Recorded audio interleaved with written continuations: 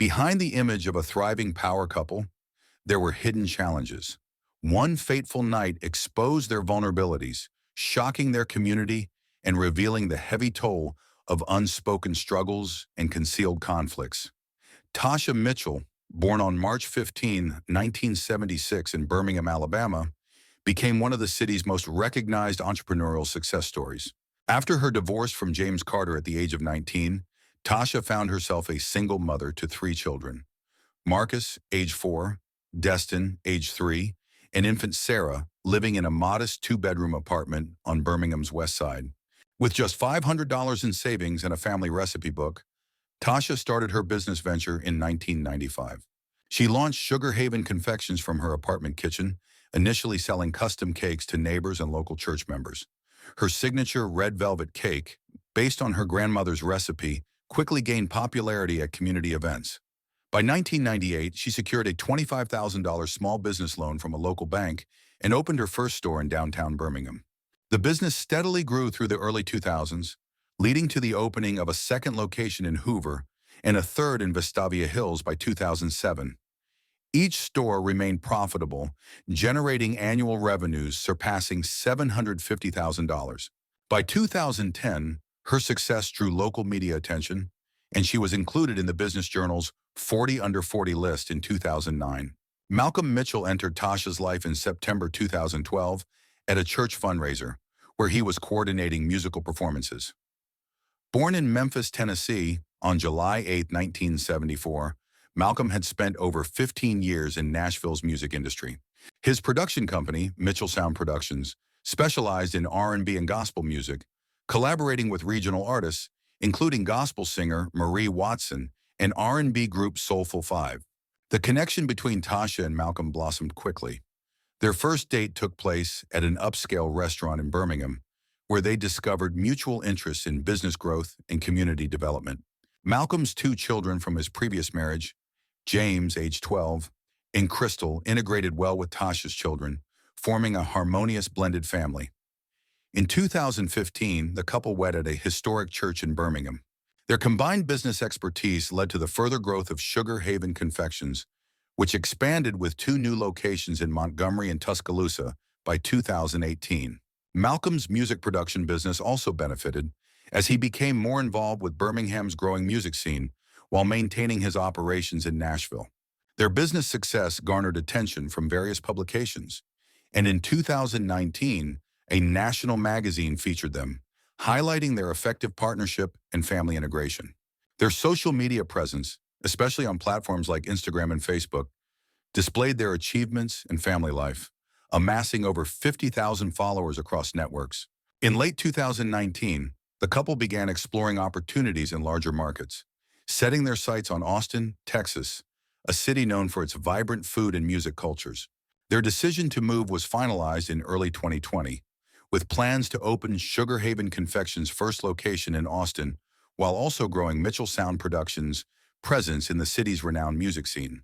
Their combined annual income exceeded $1.2 million, and they bought a luxurious home in Austin's prestigious Tarrytown neighborhood, enrolling their children in reputable private schools.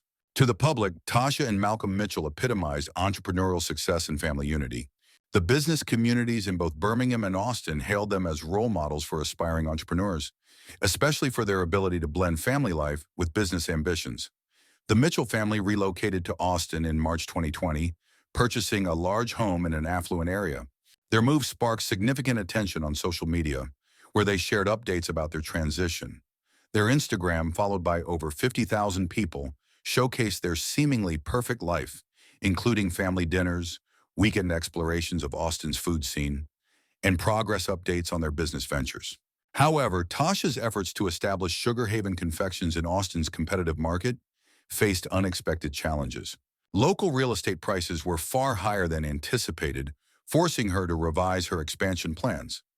Managing her Birmingham locations remotely while trying to build a presence in Austin added immense pressure. Meanwhile, Malcolm's transition proved equally difficult. Austin's music scene, though diverse, presented a different landscape than Nashville, where established producers dominated, and his Nashville connections were less effective in Texas. His initial efforts to secure studio space and attract local talent met with limited success, leading to growing financial concerns. The pandemic added to their troubles. Health restrictions impacted both the food service and music industries severely. Tasha's Birmingham locations saw a decline in revenue, while her expansion plans in Austin were delayed due to changing regulations and market uncertainty. Malcolm's production work essentially stopped as artists postponed recording and live performances were canceled. The strain began to show in their personal lives. Friends from Birmingham who visited noticed changes in the couple's dynamic.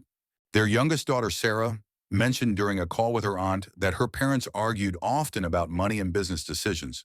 The older children reported tension at family dinners, with discussions often turning to financial worries and business struggles. In August 2020, Tasha's sister Jennifer visited for 2 weeks. Jennifer later shared with family members that Tasha seemed exhausted and anxious, spending long hours on video calls with her Birmingham managers while also trying to navigate Austin's business environment.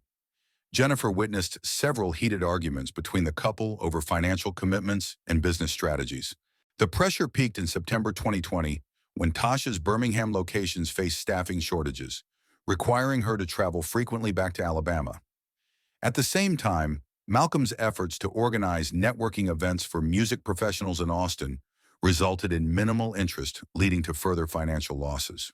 The couple's savings, once ample, were quickly depleting. On October 12, 2020, Tasha broadcast a 45-minute Facebook Live video from her home office. The video, viewed by over 100,000 people, showed a vulnerable side of her usually composed demeanor. She spoke openly about feeling isolated in Austin, overwhelmed by the challenges of maintaining her business empire. During the broadcast, Tasha revealed she had started seeing a therapist to manage her anxiety and stress. She discussed the difficulties of maintaining a blended family while pursuing ambitious business goals in a new city. Despite maintaining an optimistic outlook about their future in Austin, her emotional delivery suggested deeper struggles. The video resonated strongly with her followers, sparking thousands of supportive comments. However, it also raised concerns among close friends and family. Several business associates from Birmingham reached out, offering to help manage her Alabama operations. Malcolm publicly supported his wife's vulnerability, sharing the video on his own social media with encouraging messages. However, those close to the couple noticed his growing absence from family events and business functions. By late October 2020, tensions in the Mitchell household were escalating. Financial records later revealed that Malcolm's music production business had earned only $23,000 in revenue since their move to Austin, while their monthly expenses had surpassed $115,000. The burden of maintaining their lifestyle increasingly fell on Tasha, with her Birmingham locations providing most of their income despite pandemic-related challenges. Malcolm's behavior began to change noticeably. He started spending longer hours at his rented studio space and often returned home late. Long past midnight, Malcolm's social media showed him attending several music industry events while Tasha remained largely absent from such gatherings. Their older children, James and Marcus, later told investigators that arguments between their parents had become more frequent and intense. Tensions in the household rose due to several incidents. On October 25th, Tasha discovered credit card charges for expensive dinners and hotel stays that Malcolm could not satisfactorily explain.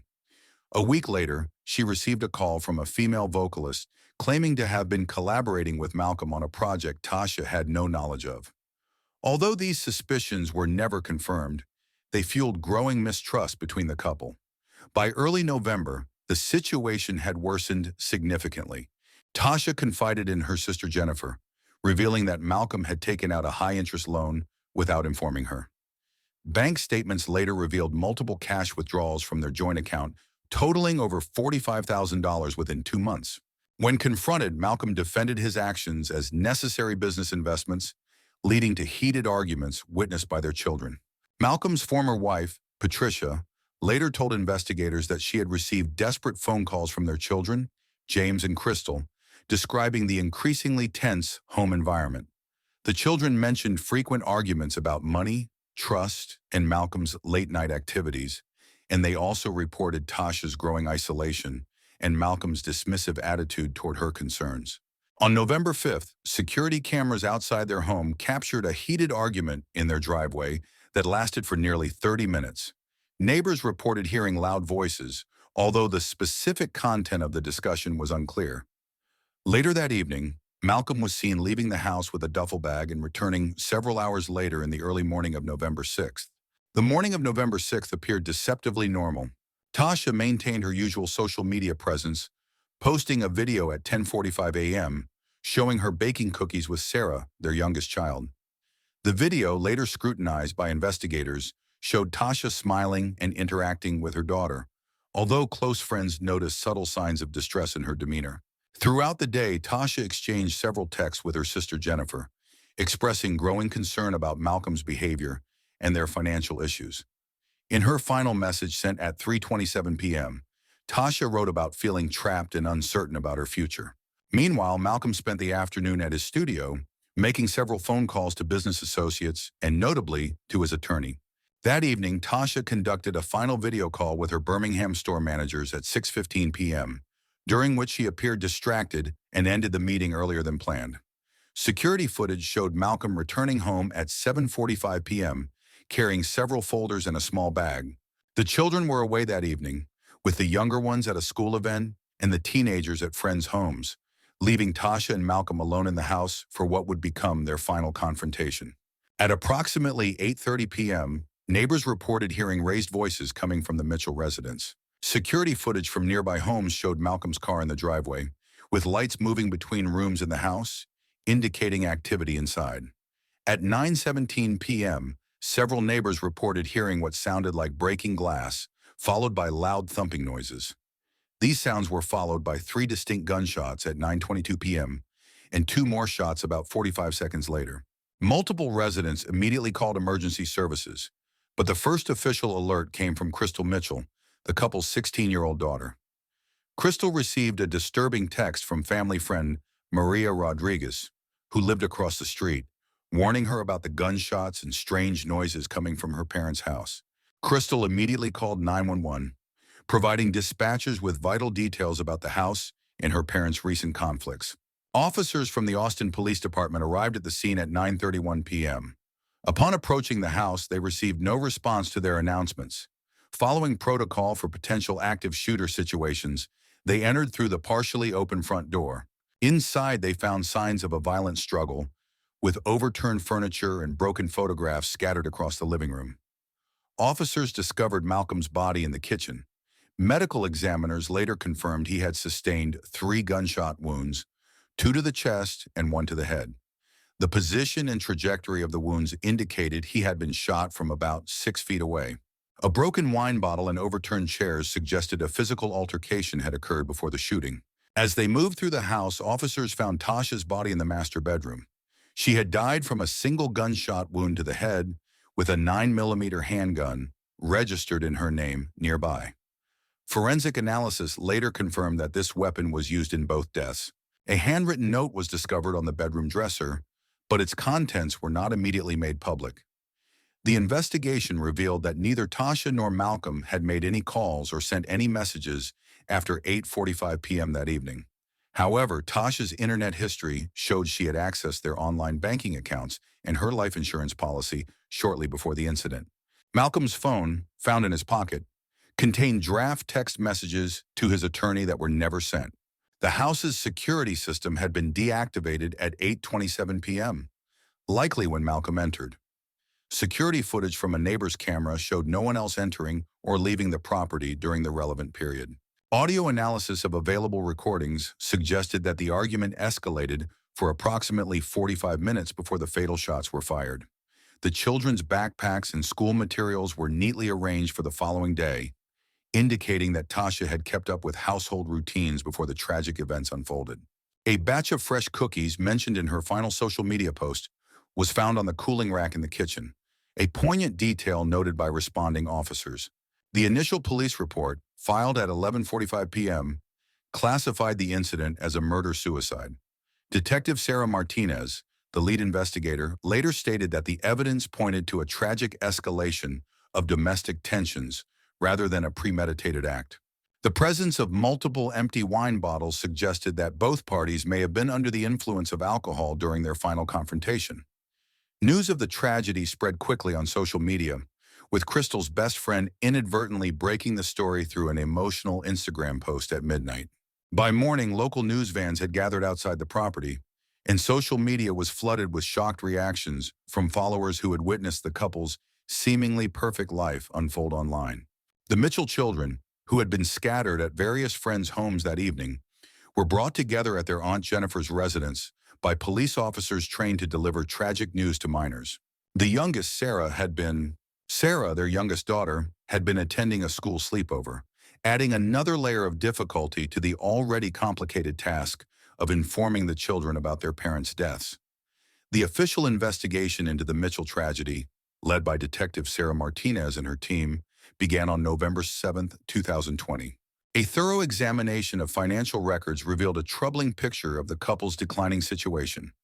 By October 2020, they had accumulated over $320,000 in debt, including mortgage, business loans, and credit card balances. Their monthly expenses surpassed $25,000, while their combined income had dropped to around $188,000. Investigators found multiple loan applications submitted by Malcolm in the weeks leading up to the tragedy, including 2 rejected business loan applications and an approved high-interest personal loan for $50,000. Bank statements showed frequent withdrawals and charges at Austin music venues, suggesting Malcolm's efforts to maintain business connections despite financial struggles. The investigation team conducted extensive interviews with family, friends, and business associates. Tasha's sister Jennifer provided vital information about the couple's relationship dynamics, sharing text messages that documented Tasha's growing concerns. These messages revealed Tasha's discovery of Malcolm's unauthorized financial decisions and her suspicions about his late-night activities. Malcolm's former wife, Patricia, offered insight into his past behaviors, describing similar financial mismanagement during their marriage, including undisclosed loans and investments. However, she emphasized that while Malcolm had shown poor financial judgment, he had never been violent in their marriage. A review of Tasha's medical records revealed she had started seeing a therapist in September 2020, attending 4 sessions before her death. The therapist's notes, released with family consent, indicated that Tasha had reported anxiety and depression, primarily linked to financial stress and concerns about her marriage. She had declined medication, preferring therapy instead. Forensic analysis of electronic devices uncovered significant details. Tasha's phone contained screenshots of suspicious credit card charges and text messages showing her attempts to reach Malcolm about unauthorized expenses. Malcolm's laptop revealed research into bankruptcy procedures and Texas divorce laws in the weeks prior to his death. A handwritten note found at the scene, written by Tasha earlier that day, expressed feelings of betrayal, financial anxiety, and concern for her children's future. The note included detailed instructions about managing her Birmingham businesses and her wishes regarding her children's care, suggesting some level of premeditation. Social media analysis showed a stark contrast between the couple's public image and their private struggles. While their online presence presented an image of success and harmony, private messages and emails told a different story. Friends received increasingly desperate messages from Tasha about her marital issues, while Malcolm's communications revealed growing frustration with his faltering business ventures. The investigation team also examined surveillance footage from Malcolm's music studio and various Austin venues. Although no concrete evidence of infidelity was found, several witnesses confirmed interactions with female artists that could have aroused suspicion. Several business associates described Malcolm's behavior as increasingly erratic in the weeks leading up to his death. Toxicology reports indicated that both Tasha and Malcolm had consumed alcohol on the night of the incident. Tasha's blood alcohol content was 0.06%, while Malcolm's was 0.11%. Neither had any other substances in their systems. This evidence supported the theory that impaired judgment may have contributed to the escalation of their final argument. The impact of the Mitchell tragedy was felt across multiple communities, from Birmingham to Austin. In the days following the incident, their 5 children and 3 stepchildren were placed under the temporary guardianship of Jennifer, Tasha's sister. The youngest children, especially Sarah, 7, and Crystal, 9, required immediate psychological support to help process the traumatic loss of their parents. Legal proceedings began within weeks. Despite Tasha's business success, the family's financial situation was complex. Outstanding debts amounted to approximately $425,000, including business loans, mortgages, and credit card debt. The life insurance company initially contested the payout due to the nature of the deaths, adding more stress to the grieving family. Sugar Haven Confections faced immediate challenges. The Birmingham locations experienced a temporary decline in business following the tragedy. Jennifer and Tasha's longtime manager, Dorothy Williams, worked to stabilize operations. By January 2021, 3 of the 5 locations remained operational, generating crucial income for the children's future needs. Malcolm's music production business effectively ceased operations after his death. Several unfinished projects with local artists were left in limbo, and the studio equipment was sold to cover outstanding debts. His client list, which included emerging artists, dispersed to other local producers. The educational futures of the Mitchell children became a primary concern. Their private school tuition commitments exceeded $120,000 annually.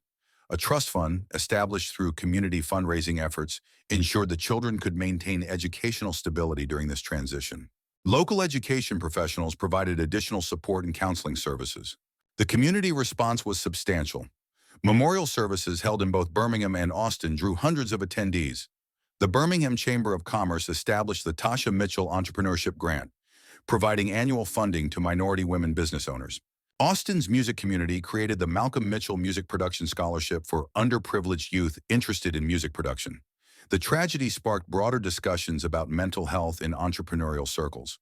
Several business organizations implemented mental health support programs for business owners, and the Austin chapter of a national mental health organization launched a program specifically for business owners dealing with financial stress and family pressures.